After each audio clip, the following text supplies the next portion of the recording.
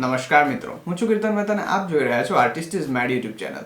મિત્રો, આપણામાંથી ઘણા બધાની આજુબાજુમાં જો કોઈ પણ વ્યક્તિ ખાંસી ખાય અથવા તો છીંક ખાય તો આપણે એને એ જ રીતે જોઈએ છે કે શું તેને પણ કોરોના વાયરસ થઈ ગયો છે કે શું આ પણ માણસ ઇન્ફેક્ટેડ છે, પરંતુ આપણા બધામાંથી ઘણા બધાને નથી ખબર કે તેના લક્ષણો શું છે। તો મિત્રો, આજે આપણે આ વિડીયોમાં એ જ પ્રયત્ન કરવાના છે કે આપણે જાણીશું કે આ રોગના લક્ષણો કયા કયા છે।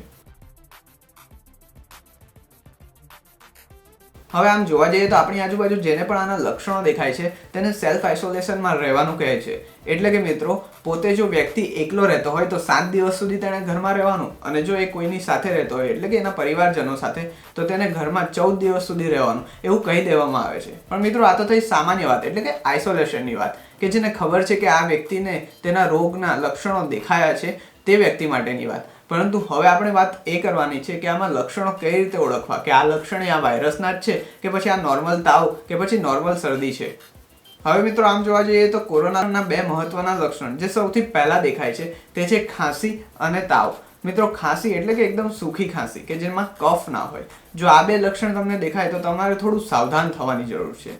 તમે વારંવાર ખાંસી ખાઈ રહ્યા છો, તમને નાકમાંથી પાણી પડે છે એટલે કે શરદી થાય છે, તમે વારંવાર છીંકો પણ ખાઈ રહ્યા છો, તો મિત્રો એનો મતલબ એ નથી કે તમને કોરોના વાયરસના જ લક્ષણો છે। આ લક્ષણો એ બીજા પણ હોઈ શકે, એટલે કે વાયરસ સિવાયના નોર્મલ તકલીફો પણ હોઈ શકે।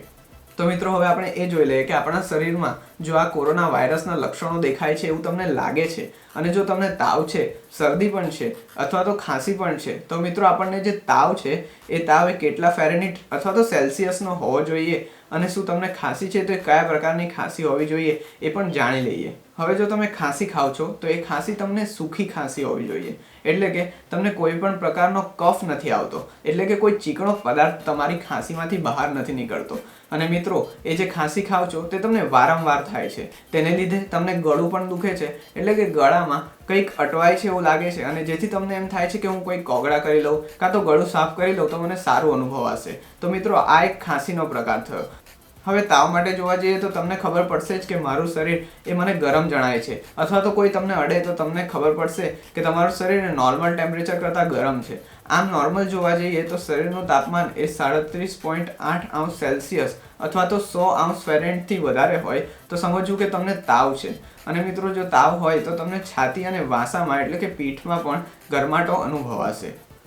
જો તમને આમાંથી કોઈ પણ વસ્તુ જણાય તો તમારે બધાથી દૂર થઈને જે સોશિયલ ડિસ્ટન્સિંગની વાત થઈ રહી છે એમ પોતાના ઘરમાં જ રહેવાનું છે, અને તમે જો એકલા રહેતા હોય તો ઘરમાં 7 દિવસ રહેવાનું છે, અને જો તમે કોઈ ફેમિલી સાથે રહેતા હોય એટલે કે 2-4 જણા સાથે રહેતા હોય તો તમારે ઘરમાં 14 દિવસ રહેવાનું છે। અને મિત્રો, તેમ છતાં પણ તમારી બીમારીમાં તમને કોઈ તકલીફ જણાય કે મને સારું નથી લાગતું કે હજુ પણ તબિયત મારી બગડે છે, તો તમારે આરોગ્ય નંબર જે આપ્યા છે તેના ઉપર કોલ કરવાની જરૂર છે, અને તમારા ઘરે આવીને તમારી તપાસ કરી જશે, જેથી તમે પણ સ્વસ્થ રહેશો અને બીજો પણ એ વસ્તુથી બચી જશે।